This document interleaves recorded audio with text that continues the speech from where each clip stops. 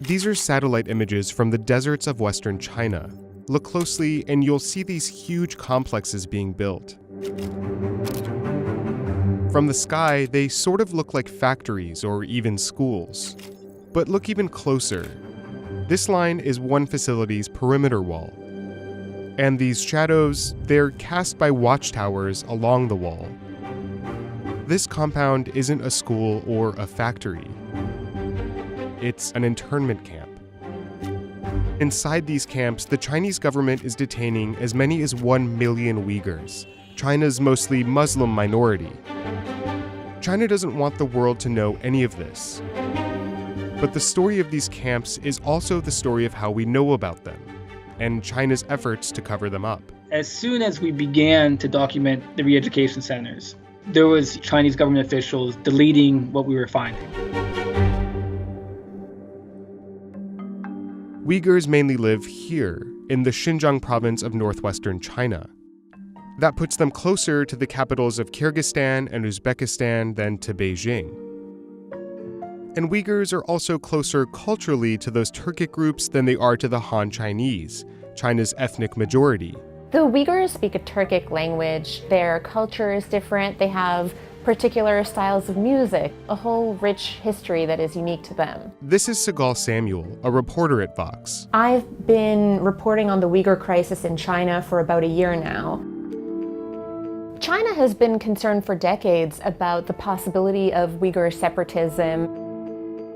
Uyghurs have actually had their own independent nation 2 separate times in the last century.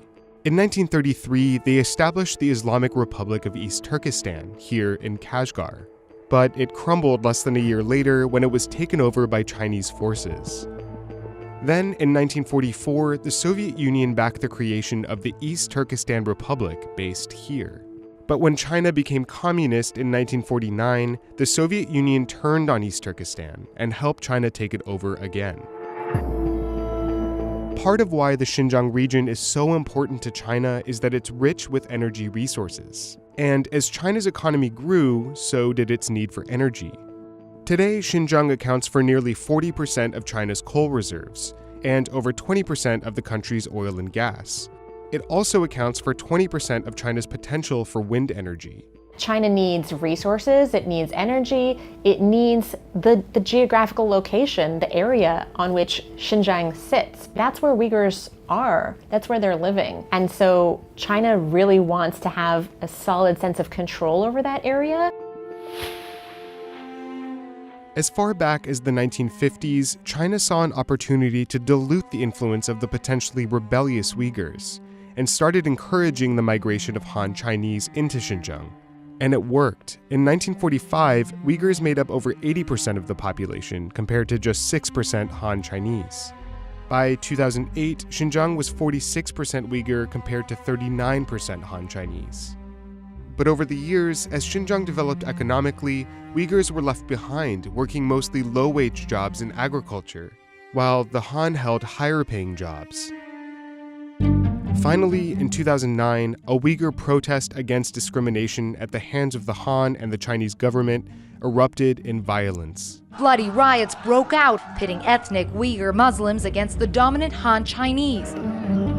One of the worst riots took place in the provincial capital of Urumqi. About 200 people were killed and hundreds injured during the unrest. That was sort of an inflection point. After that, the Chinese really started to crack down harder on the Uyghurs. And by 2013, Xinjiang had become even more important to China.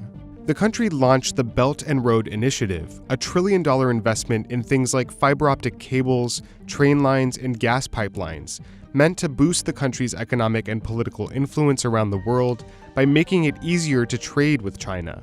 If you plot these projects on a map, you'll see a lot of them pass through Xinjiang, making the province arguably the most important corridor for the whole project. China would need to ensure that Xinjiang remained securely in its hands. The Uyghurs came to be perceived and painted more as a threat, as a separatist threat, as an extremist threat. In 2016 and 2017, the country enacted a series of de-extremification policies aimed at Muslims, like banning long beards.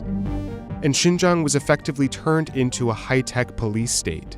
So this kind of thing is happening all over the country, but in Xinjiang, it's been just increased by orders of magnitude. We're talking about Uyghurs having to hand over their phones at checkpoints. We're even talking about QR codes being installed on the outside of their homes. But the most brutal part of this crackdown was hidden to the world at first. In this image, you see the opening of this facility. The signage, it says De-Extremification Re-Education Center. Around 2017, China started building these internment camps, these large-scale places to detain Uyghurs. China says that these camps are necessary because the Uyghurs are a terrorist threat, a separatist threat, people who are infected with extremist thinking.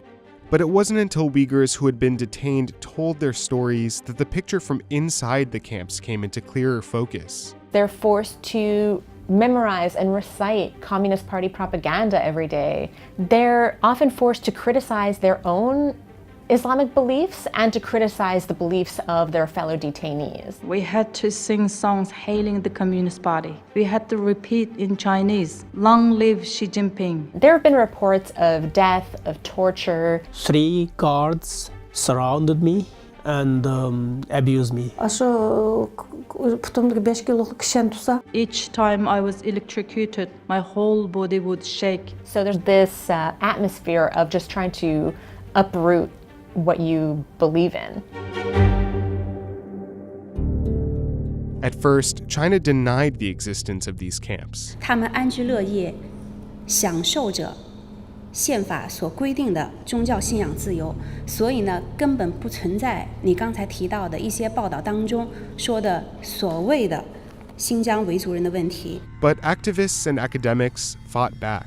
A lot of people around the world are scouring the internet for evidence of China's internment camps for Uyghurs. In terms of the strategies and tools that I've used, I know others have used to uncover evidence of these camps, it's quite simply a computer and knowledge of Chinese and thinking about what words, especially government websites, would use. People have unearthed government documents. And then we had growing visual evidence. We're looking at satellite images.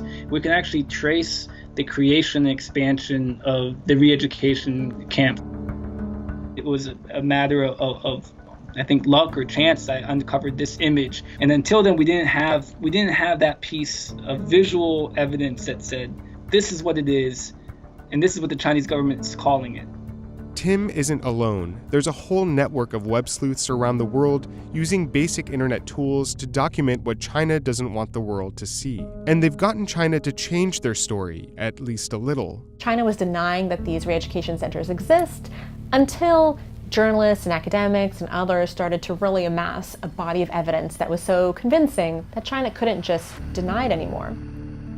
China took a different approach and started admitting that these facilities exist, but carefully painted them as training schools for potential criminals or terrorists. 实际上，我们这个中心啊，是一所这个寄宿制的学校。